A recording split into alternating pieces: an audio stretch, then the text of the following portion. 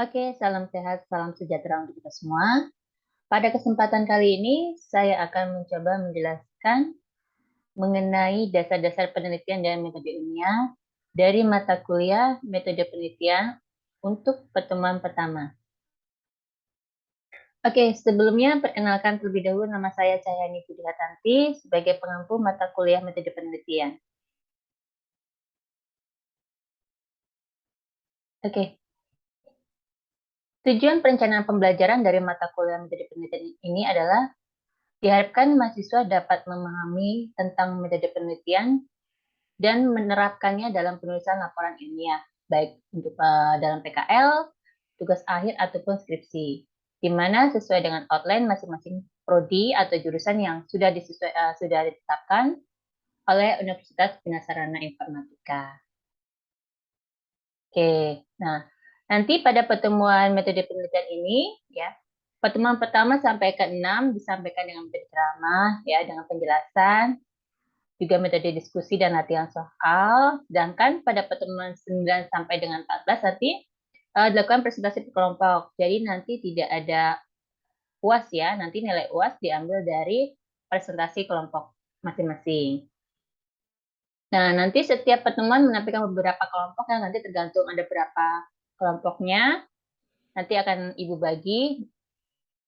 Terus pada saat kelompok lain mempresentasikan makalahnya, nanti kelompok yang lainnya membuat resume dari kelompok yang sedang mempresentasikan gitu. Nanti juga ada penilaian khusus ya bagi yang memberikan resume paling bagus.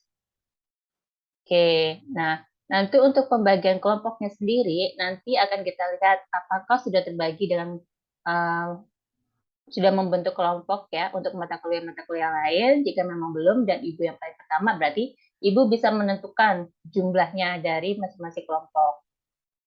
Tapi kalau memang sudah terbentuk, berarti nanti tinggal mengikuti kelompok yang sudah ada saja. Misalkan satu kelompok 4 orang atau 5 orang, dari kelompok-kelompok yang sudah ada, nanti kelompok yang dari Ibu ya untuk mata kuliah metode penelitian ini juga nanti berarti mengikuti misalkan 4 orang ya berarti 4 orang, 5 orang yang sudah terbentuk berarti satu kelompok 5 orang.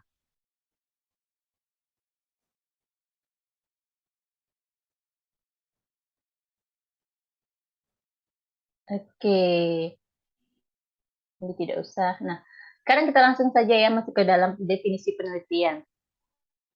Oke, penelitian merupakan pencarian atas sesuatu ya yang sistematis dengan penekanan bahwa pencarian ini dilakukan terhadap masalah-masalah yang dapat dipecahkan. Nah, ini menurut Nasir pada tahun 2009 ya, definisi dari penelitian. Sedangkan penelitian menurut Yusuf ya, merupakan kegiatan yang dilaksanakan secara sistematis, objektif dan logis dengan mengendalikan atau tanpa mengendalikan berbagai aspek atau variabel yang terdapat dalam fenomena atau kejadian saat itu, maupun fakta yang diteliti untuk dapat menjawab pertanyaan atau masalah yang diselidiki. Nah, kalau Yusuf berarti di sini menekankan pada kejadian atau fenomena yang sedang terjadi ya, menjawab, kemudian dilakukan penelitian, kemudian uh, menjawab dari permasalahan yang ada pada saat fenomena tersebut.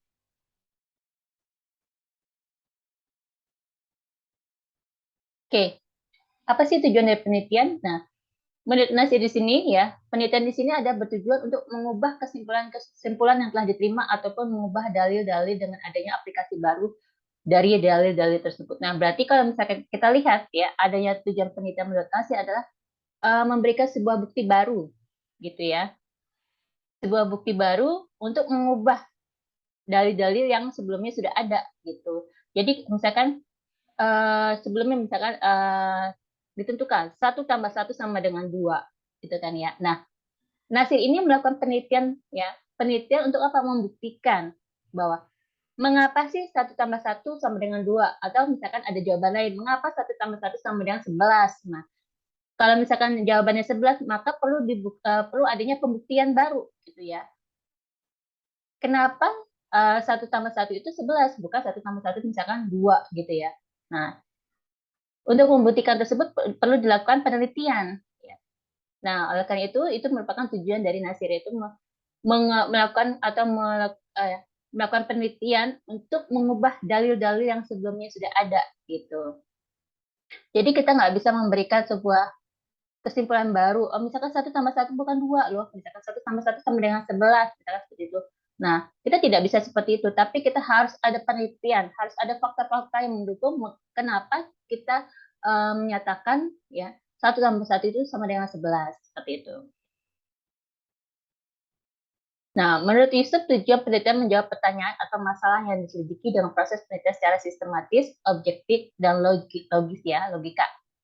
Nah, kalau si Yusuf sendiri, kalau kita lihat ya, dia hanya melakukan penelitian. Kalau misalkan sekarang ada permasalahan, ya sudah diteliti dengan proses penelitian secara sistematis, secara sesuai dengan prosedur, ya, objektif dan logis. Oke, proses penelitian. Nah, proses penelitian di sini adalah rangkaian tindakan apa saja yang dilakukan dalam melaksanakan penelitian. Jadi ada tahapan-tahapannya. Ya. Menurut Michelson, ya, tahun 2012, proses penelitian terdiri dari pertama, identifikasi pertanyaan penelitian. Jadi kita harus mengidentifikasikan pertanyaan ya dari penelitian yang akan kita lakukan. Kemudian memilih pendekatan apa yang dipakai dalam melakukan penelitian. Kalau kita sudah mengidentifikasikan ya pertanyaan dari penelitian kita, maka kita memilih kira-kira cocok ya melakukan pendekatan dengan metode apa ya kan gitu ya. Kemudian memilih desain penelitian dan metode pengumpulan data yang cocok. Nah, kalau sudah memilih pendekatan baru kita tentukan lagi metode ya. Memilih desain penelitiannya mau seperti apa gitu. Kemudian metode pengumpulan datanya yang cocok apa ya? Kira misalkan sebagai kuesioner, ya observasi atau wawancara. Nah, seperti itu. Nanti kita sesuaikan. Kemudian kalau sudah memilih desain penelitian dan pengumpulan data yang cocok, kemudian kita bisa melakukan analisis data menggunakan baik metode deskriptif atau inferensial statik.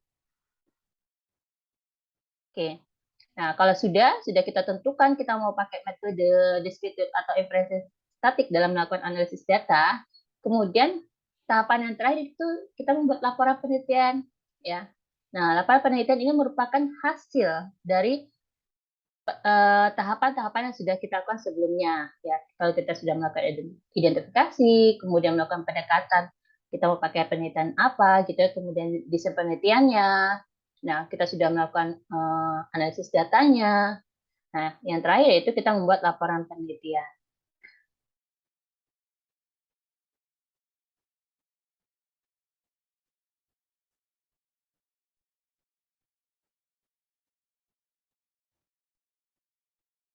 Oke. Nah, sekarang yang menurut Hauser ya, proses penelitian itu terdiri dari nah, ini lebih panjang lagi ya tahapannya ya dibandingkan sebelumnya. Yaitu yang pertama itu mendefinisikan masalah yang layak untuk diteliti. Jadi kita lihat masalah yang sedang fenomena atau yang sedang terjadi apa sih gitu ya yang layak untuk diteliti. Nah, kalau misalkan kalau kemarin-kemarin kalau kita lihat dari sekitar ya fenomena yang ada itu tentang COVID-19 berarti kita bisa mendefinisikan oh berarti kita bisa mengangkat masalah COVID nih untuk kita jadikan penelitian. Nah, kalau sudah kita tentukan masalah yang mau diteliti, kemudian kita membedah kepustakaan yang terkait dengan apa yang diteliti. Nah, kita bisa cari bahan literatur ya, baik dari jurnal, dari buku bacaan, atau sumber-sumber terkait yang berhubungan dengan COVID-19. Nah, kalau sudah kita bisa memilih teori yang relevan dengan masalah yang diteliti sebagai dasar penelitian yang dilakukan. Nah, biasanya kalau teori-teori itu bisa kita dapat dari buku-buku ya, dari buku-buku ataupun dari jurnal-jurnal. Nah, kalau sudah kita menentukan atau memilih teori yang relevan sesuai dengan penelitian kita yang akan kita lakukan, nah, kita sudah bisa mendesain penelitian yang akan dilaksanakan dengan mempertimbangkan rumusan masalah serta tujuan penelitian. Nah, kalau sudah ya, kalau sudah kita bisa memilih strategi sampling. Ya, apakah samplingnya bisa kita lakukan random atau non random ya, kita bisa lakukan sampling acak atau tidak gitu. Kalau sudah, tahapan selanjutnya yaitu kita menentukan strategi pengukuran dan alat ukur yang digunakan. Misalkan kita bisa menggunakan kuesioner ya atau menggunakan alat ukur yang lainnya. Nah, seperti itu. Kalau sudah kita menentukan strategi pengukuran, itu berarti kita mengumpulkan data. Ya, kalau tadi kita sudah menentukan oh berarti alat ukur kita misalkan kita bisa menggunakan kuesioner, berarti kita bagaimana cara mengumpulkan data? Berarti kita harus sebar kuesioner gitu ya. Kalau sudah sebar kuesioner, maka tahap selanjutnya gitu dari data-data yang sudah kita sebar ya, data-data yang kita dapat dari penyebaran kuesioner, maka kita melakukan analisis data. Nah, kalau sudah kita lakukan analisis data, nah kita komunikasikan hasil dari penelitian ya dengan cara membuat laporan. Nah, itu merupakan tahapan penelitian menurut Hauser. Oke, aktivitas penelitian. Nah, di sini secara garis besar ilmu sebagai aktivitas penelitian yang memiliki 3 bagian, yaitu rasional, kognitif, dan teleologis.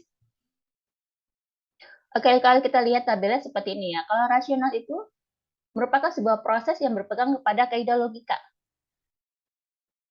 Oke, kalau misalkan kognitif ya, di sini merupakan proses mengetahui dan memperoleh pengetahuan.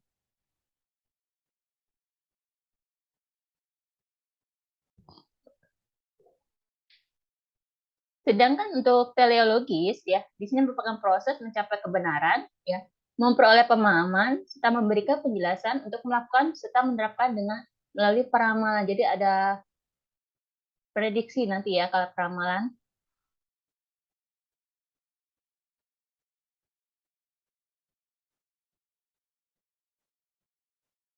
Oke, aktivitas metode ilmiah ya.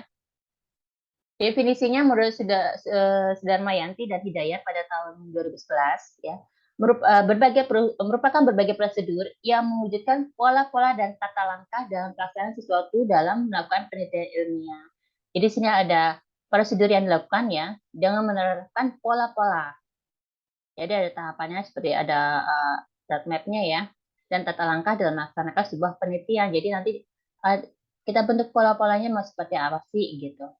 Nah, metode ilmiah juga bisa dikatakan sebagai suatu pengajaran terhadap kebenaran, diatur oleh pertimbangan secara logis. Ini di sini merupakan pendapat menurut Nazir pada tahun 2009. Oke, kalau dibagi ya, aktivitas metode ilmiah terbagi menjadi 4. Ya. Yang pertama pola prosedural, di mana pola prosedural di sini dapat berupa pengamatan, percobaan, ya, pengukuran, survei, dedukasi, induksi, analisis, dan sebagainya. Sedangkan menurut kalau kita lihat dari tata langkah, ya, tata langkah di sini merupakan penentuan masalah. Ya, jadi kita menentukan sebuah masalah, identitas masalah tersebut terlebih dahulu. Kemudian kalau sudah kita melakukan perumusan hipotesis, ya, dugaan sementara terhadap hasil penelitian yang akan kita lakukan. Kemudian kalau sudah perumusan masalah, ya, perumusan hipotesis, maka kita melakukan pengumpulan data. Pengumpulan data tadi seperti saya sudah katakan bisa melakukan wawancara, ya, bisa melakukan survei, ya, bisa melalui observasi. Nah, itu merupakan contoh dari pengumpulan data. Kalau sudah kita lakukan penurunan, kesimpulan, dan pengujian dari hasil, itu merupakan tahapan-tahapan dari tata langkah. Sedangkan kalau kita lihat dari beberapa teknik, berbagai teknik, ya, di antaranya seperti daftar pertanyaan, adanya wawancara. Nah, kalau kita sudah wawancara, kita melakukan perhitungan. Nah, pemanasan ini terdiri seperti pembahasan ya.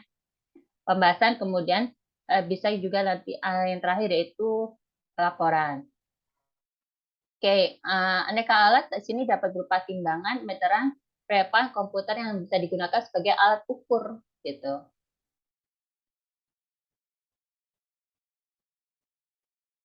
Oke, aktivitas pengetahuan sistematis ya, ilmu sebagai pengetahuan didasari oleh 3 teori yang teori kebenaran yaitu koherensi ya, konsisten, korespondensi di mana pernyataan sesuai dengan kenyataan dan pragmatis ya kegunaan di lapangan. Oke, kita akan bahas satu persatu.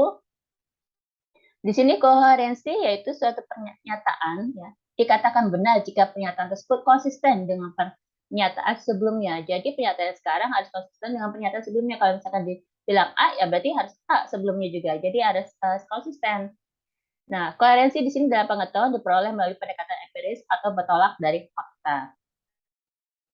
Contoh dari koherensi apa sih? Nah, misalkan semua manusia akan mati. Benar nggak sih semua manusia akan mati? Iya, pasti benar ya. Karena tidak ada manusia yang abadi. Semua orang pasti akan mati.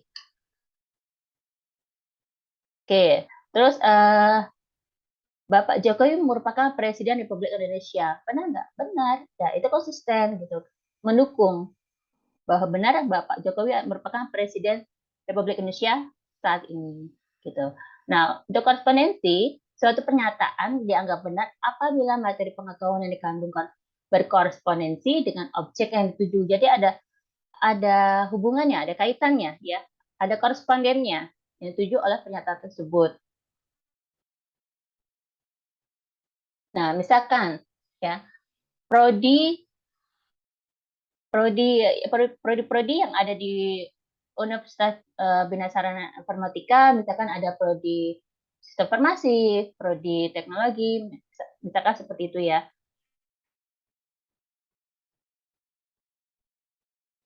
Nah, itu kan saling berkaitan ya, korespondensi. Nah, prodi-prodi misalkan ada di Jakarta yang di Margonda, atau misalkan ada yang di mana ya? Ada yang di Tangerang, ya. Misalkan untuk yang di Tangerang prodinya apa sih? Oh, prodi sistem farmasi gitu. Atau misalkan prodi jurusan RPL ya. RPL berarti ada di prodi apa nih? Ada di prodi teknologi, misalkan seperti itu. Nah, pragmatis mengatakan bahwa pernyataan suatu kebenaran diukur dengan kriteria apakah pernyataan tersebut bersifat fungsional dalam kehidupan manusia. Nah, suatu kebenaran diukur dengan kriteria. Nah, misalkan si Amin ingin menjadi pengurus sebuah organisasi politik, ya. Karena apa tujuannya itu bisa menambah harta kekayaan. Nah, berarti kan ada kriterianya di sini, berarti menjadi pengurus sebuah politik karena apa? Yaitu untuk menambah kekayaan gitu. Nah, di sini bersifat pragmatis artinya mau masuk pengurus organisasi politik karena ada manfaat bagi dirinya sendiri yaitu menambah harta kekayaan. Nah, itu berarti pragmatis. Suatu jenis penelitian menurut kedalaman analisisnya berdasarkan sudut pandang ya. Penelitian ini dapat dibedakan menjadi dua jenis yaitu penelitian deskriptif yaitu penelitian yang melakukan penelitian yang melakukan analisis dengan menyajikan fakta-fakta yang sistematik sehingga lebih mudah dalam proses pemahaman dan penyimpulannya.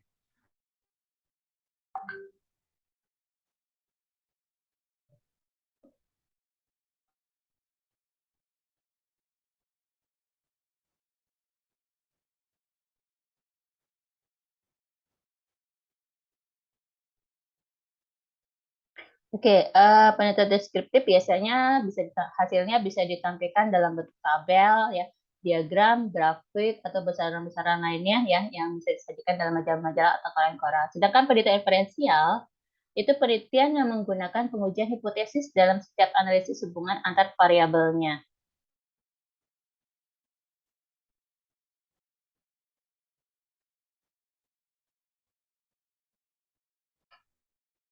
Oke, kita akan membahas manfaat penelitian ya selanjutnya. Karena setiap karya ilmiah ya seperti proposal ya penelitian akhir baik penelitian tugas akhir atau skripsi ya bahkan tesis dan disertasi ya semua menyatakan manfaat dari penelitian. Kalau penelitian tidak ada manfaatnya jadi tidak ada gunanya, buat apa dilakukan gitu ya. Pekerjaan kita menjadi sia-sia karena apa, penelitian sudah kita lakukan itu tidak ada manfaatnya, tidak ada nilai gunanya gitu. Jadi lebih baik kita stop dan tidak kita lanjutkan penelitian tersebut. Nah, menurut Ana, ya, manfaat yang bisa diperoleh dari sebuah penelitian antara lain yaitu dapat mengidentifikasikan suatu masalah atau fakta secara sistematik, ya. Kemudian bisa mengetahui sistem kerja objek yang diteliti, ya, dengan adanya analisa dari penelitian, dengan adanya penelitian, maka kita bisa mengetahui sistem kerja dari objek. Kemudian dengan adanya penelitian juga kita bisa menambah keyakinan dalam pemecahan suatu masalah. Oh, misalkan dengan ada penelitian kita bisa tahu bisa yakin tambah yakin bahwa satu tambah satu itu dua bukan 11 loh ya karena berdasarkan apa berdasarkan penelitian jadi kita semakin yakin atau misalkan bahwa bumi itu bulat berdasarkan apa berdasarkan penelitian kemudian dengan adanya penelitian juga kita bisa meningkatkan hubungan kerjasama antar tim ya kita jadi semakin solid ya karena adanya apa karena adanya kerjasama kemudian dengan adanya penelitian juga kita bisa melatih dan dalam bertanggung jawab ya Kemudian juga manfaat selanjutnya itu dapat memberikan rekomendasi tentang kebijakan suatu program. Nah, dengan adanya penelitian kita bisa memberikan masukan, ya. Wah, bahwa penelitian ini loh, aplikasi program ini loh yang bagus, bukan program A loh yang bagus, bukan program B. Berdasarkan apa? Berdasarkan penelitian yang kita lakukan, misalkan dengan cara audit, misalnya seperti itu ya, atau dengan analisa-analisa lain ya. Dengan melakukan analisa kita bisa mengetahui bahwa atau bisa memberikan rekomendasi bahwa program A yang bagus bukan program B. Kemudian manfaat penelitian lainnya itu bisa menambah wawasan dan pengalaman. Oke, langkah-langkah metode ilmiah yang harus dilakukan adalah pertama, merumuskan masalah. Ya, jadi kita harus tahu dulu masalahnya seperti apa, kemudian kita lakukan rumusan. Kemudian kalau kita sudah melakukan perumusan masalah, kemudian kita bisa menentukan hipotesis, ya, dugaan sementara dari penelitian yang dari hasil penelitian, gitu. Kalau sudah kita menemukan hipotesis, kemudian kita menentukan variabel penelitian, kira-kira apa aja sih variabel yang berkaitan dengan penelitian kita. Kemudian kalau sudah, kita menetapkan prosedur kerja. Bagaimana prosedur kerjanya? Tahapannya bagaimana? Kalau sudah, berarti kita mengumpulkan data, ya. Seperti yang tadi saya bilang, mengumpulkan data dengan cara observasi, wawancara, atau bahkan dengan kuesioner, itu merupakan salah satu dari beberapa contoh dari mengumpulkan data. Kemudian kalau sudah mengumpulkan data, maka kita bisa mengolah dan menganalisis data dengan metode-metode yang akan kita tentukan sendiri, misalkan metode deskriptif atau misalkan kualitatif atau kuantitatif. Nah, seperti itu. Kalau sudah ya dari analisa tersebut ya maka kita bisa membuat kesimpulan. Kalau sudah ada kesimpulan, maka kita bisa mengkomunikasikan hasil penelitian ya. Kita bisa menginformasikan ini hasil penelitiannya. Melalui apa sih mengkomunikasi hasil penelitian bisa melalui diskusi atau misalkan dengan tulisan yang dipublish ya misalkan dalam bentuk jurnal, dalam buku atau bahkan hasil-hasil luaran lainnya. Oke, demikian penjelasan untuk pertemuan pertama mata kuliah metode penelitian. Kita ketemu lagi minggu depan pada pertemuan berikutnya. Salam sehat, salam sejahtera untuk kita semua.